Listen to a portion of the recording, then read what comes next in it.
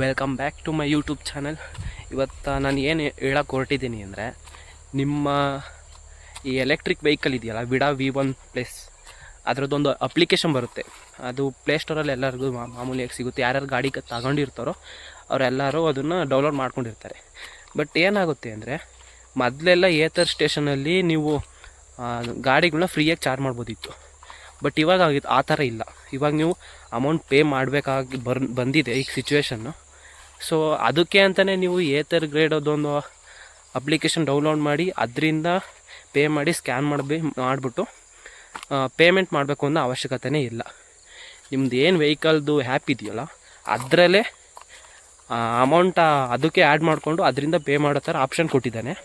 ಮೊದಲಿದಿರಲಿಲ್ಲ actually, ಈಗ ಕೊಟ್ಟಿದ್ದಾನೆ. ಅದು ಯಾವ ರೀತಿ ಮಾಡ್ಕೊಳೋದು ಅಂತ ನಾನು ನಿಮಗೆ ಡೀಟೇಲಾಗಿ ಪಿನ್ ಟು ಪಿನ್ ಹೇಳ್ಕೊಡ್ತೀನಿ. ಸ್ಟೆಪ್ ಬೈ ಸ್ಟೆಪ್ ನೋಡಿ, ಎಲ್ಲೂ ವಿಡಿಯೋ ಸ್ಕಿಪ್ ಮಾಡಬೇಡಿ. ಇದೇ ನನ್ನ V1+ ಗಾಡಿ ನೋಡಿ ಯಾವ ಥರ ಇದೆ ಅಂತ. ಮೈ ವಿಡಾ ಅಂತ ಇದೆಯಲ್ಲ, ಅದನ್ನು ಓಪನ್ ಮಾಡ್ಕೊಳ್ಳಿ. ಅದು ನಿಮ್ಮ ಇಲ್ಲ ಅಂದರೆ ಪ್ಲೇಸ್ಟೋರ್ಗೆ ಹೋಗ್ಬಿಟ್ಟು ಡೌನ್ಲೋಡ್ ಮಾಡ್ಕೊಳ್ಳಿ.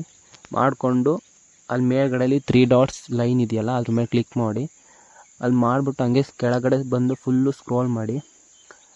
ಅಲ್ಲಿ ಸ್ಕ್ಯಾನ್ ಟು ಪೇ ಅಂತ ಇದೆಯಲ್ಲ, ಇದನ್ನು ನೀವು ಅಲ್ಲಿ ಸ್ಕ್ಯಾನ್ ಮಾಡಿದ್ರೆ ಆಟೋಮೆಟಿಕ್ಕಾಗಿ ಇದಾಗುತ್ತೆ. ಬಟ್ ನಿಮ್ಮ ಹತ್ರ ಅಮೌಂಟ್ ಇಲ್ಲ ಅಂದರೆ ಫಸ್ಟು ನೀವು ಅಮೌಂಟನ್ನ ಯಾವ ಥರ ಆ್ಯಡ್ ಮಾಡೋದು ಅಂತ ತಿಳ್ಕೊಳ್ಳೋಣ. ನಾನು ಮಿನಿಮಮ್ ಒಂದು 50 ರೂಪಾಯಿ ಹಾಕ್ತೀನಿ. ನನ್ನ ಹತ್ರ ಆಲ್ರೆಡಿ 50 ಇದೆ, ಅದು ಹೇಗೆ ಖರ್ಚಾಗಲ್ಲ ನನ್ನದು. ಹಾಕ್ಬಿಟ್ಟು ನೆಕ್ಸ್ಟು ನೀವು UPI ಸೆಲೆಕ್ಟ್ ಮಾಡ್ಬೋದು, ಇಲ್ಲ credit card, debit cards, net banking, direct ಬ್ಯಾಂಕಿಂಗ್ನೂ ಇದು ಮಾಡ್ಕೋಬೋದು. ಬಟ್ ನಾನು UPI ಇಲ್ಲಿ ಫೋನ್ಪೇ ಮಾತ್ರ ಯೂಸ್ ಮಾಡ್ತೀನಿ. ಆಲ್ಮೋಸ್ಟ್ ಫೋನ್ಪೇನೇ ಯೂಸ್ ಮಾಡಿ, ಬೇರೆ ಆ್ಯಪ್ಗಳು ಜಾಸ್ತಿ ಯೂಸ್ ಮಾಡೋಕ್ಕೆ ಹೋಗಬೇಡಿ. ಬಟ್ ಏನಂದರೆ 50 ರೂಪಾಯಿಗೆ ಒಂದು 1.18 ಏನೋ ಕಟ್ಟಾಗ್ತದೆ ಸಮಥಿಂಗ್. ಅದಾದಮೇಲೆ ನೋಡ್ಬೋದು ನೀವು ಪೇಮೆಂಟ್ ಸಕ್ಸಸ್ಫುಲ್ ಆಯಿತು. 50.18 ಏನೋ ಕಟ್ಟಾಗಿದೆ ನೋಡ್ಬೋದು. ಈಗ ನೀವು ನನ್ನ ಬ್ಯಾಲೆನ್ಸು ಮೊದಲು 50 ಏನೋ ಇತ್ತು, ಈಗ 100 ಆಗಿದೆ. ಸೊ ಈ ಥರ ನಾವು ಫೋನ್ಪೇಯಿಂದ ಡೈರೆಕ್ಟ್ ಮೈ ವಿಡಾ ಆ್ಯಪಿಗೆ ಅಮೌಂಟ್ ಯಾವ ಥರ ನಮ್ಮ ನೆಕ್ಸ್ಟ್ ವಿಡಿಯೋದಲ್ಲಿ ಯಾವ ಥರ ಚಾರ್ಜ್ ಹಾಕೋದು ಮತ್ತು ಯಾವ ಥರ ಪೇಮೆಂಟ್ ಮಾಡೋದು ಎಲ್ಲ ಹೇಳ್ಕೊಡ್ತೀನಿ. ಆಮೇಲೆ ಇನ್ನೊಂದು ವಿಷಯ, ಇದು ಯಾರಿಗೂ ಅಷ್ಟಾಗಿ ಗೊತ್ತಿಲ್ಲ, 1%ಗೆ ₹1 ಕಟ್ಟಾಗುತ್ತೆ. ನಾನು ಹಾಕಿ ನೋಡಿದ್ದೀನಿ ಆಲ್ರೆಡಿ. ಏನಿಲ್ಲ ಆದರೂ ಒಂದು 30 ಸಲ ನಾನು ಹಾಕಿರ್ಬೋದೇನಪ್ಪ. ಬಟ್ ಆ 30 ಸಲ ಇದರಲ್ಲಿ ಒಂದು 25 ಸಲ ನಾನು ಫ್ರೀಯಾಗೆ ಹಾಕ್ಕೊಂಡಿದ್ದೀನಿ. ಇನ್ನೊಂದು 5 ಸಲ ಅಷ್ಟೇ ನಾನು ಪೇ ಮಾಡಿರೋದು. ಅದನ್ನು ಇಲ್ಲ ವಿಡಿಯೋದಲ್ಲಿ ಹಾಕ್ತೀನಿ, ನೋಡ್ಕೊಳ್ಳಿ. ಇದು ನಮ್ಮ ಬ್ಯಾಟ್ರಿ ಪರ್ಸೆಂಟೇಜ್ ಎಷ್ಟೈತೆ ಅಂತ ತೋರಿಸುತ್ತೆ ಈ ಅಪ್ಲಿಕೇಶನಲ್ಲಿ. ಮತ್ತು ಇದು ಬಿಡಿ, ಇದು ನಾನು ಹಿಸ್ಟ್ರಿದು ವೆಹಿಕಲ್ ಎಲ್ಲೆಲ್ಲಿ ಹೋಗೈತೆ ಎಲ್ಲ ತೋರಿಸುತ್ತೆ. ಅಪ್ಲಿಕೇಶನ್ ಚೆನ್ನಾಗಿದೆ ಮಾತ್ರ. ಬಟ್ ಇದನ್ನು ಇನ್ನೂ ಇಂಪ್ರೂವ್ ಮಾಡ್ಬೋದಿತ್ತು. ಅವನು ಅಷ್ಟೇನು ಮಾಡಿಲ್ಲ.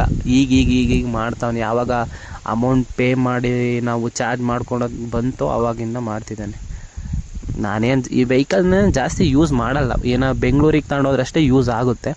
ಮನೇಲಿದ್ರೆ ಇನ್ನೇನು ತೋಟಕ್ಕೆ ಅಥವಾ ನಮ್ಮ ಅಪ್ಪಾಜಿ ಹಾಲು ಹಾಕೋಕ್ಕೆ ಈ ಥರ ಯೂಸ್ ಮಾಡ್ತೀವಿ ಅಷ್ಟೇ. ವೆಹಿಕಲ್ಲು ಆಲ್ರೆಡಿ 1 ವರ್ಷಕ್ಕೇ 23,000 ಏನೋ ಓಡೈತಲ್ಲ.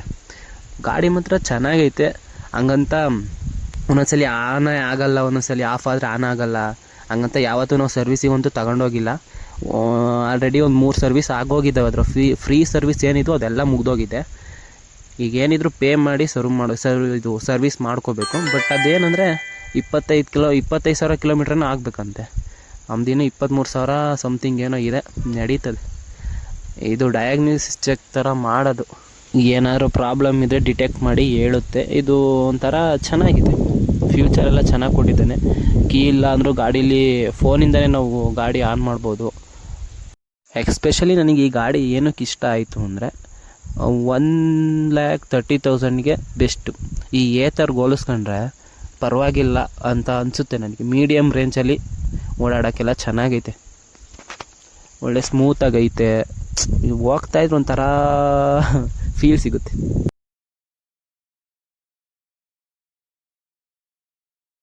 ಇವತ್ತಿನ ವಿಡಿಯೋದಲ್ಲಿ ನಾವು ಯಾವ ಥರ ಮೈ ವಿಡಾ ಆ್ಯಪಿಗೆ ಅಮೌಂಟ್ನ ಟ್ರಾನ್ಸಾಕ್ಷನ್ ಮಾಡ್ಕೊಳೋದು ಅಂತ ತಿಳ್ಕೊಂಡ್ವಿ. ಮತ್ತು ನಮ್ಮ ನೆಕ್ಸ್ಟ್ ವಿಡಿಯೋದಲ್ಲಿ ಯಾವ ಥರ ಗಾಡಿ ಚಾರ್ಜ್ ಮಾಡೋದು ಮತ್ತು ಅಲ್ಲಿ ಯಾವ ಥರ ಅಮೌಂಟ್ ಪೇ ಮಾಡೋದು ಥರ ಚಾರ್ಜಿಂಗ್ ಸ್ಟೇಷನ್ಗೆ ಅಂತ ತಿಳ್ಕೊಳ್ಳೋಣ. ಅದನ್ನು ನಾನು ನೆಕ್ಸ್ಟ್ ವಿಡಿಯೋದಲ್ಲಿ ಹಾಕ್ತೀನಿ. ಲೈಕ್ ಮಾಡಿ, ಕಮೆಂಟ್ ಮಾಡಿ, ಸಪೋರ್ಟ್ ಮಾಡಿ ಅಂತ ಹೇಳ್ತಾ ಇವತ್ತಿನ ನನ್ನ ವಿಡಿಯೋನ ಇಲ್ಲಿಗೆ ಮುಗಿಸ್ತಾ ಇದ್ದೀನಿ. ಓಕೆ ಫ್ರೆಂಡ್ಸ್, ಬಾಯ್.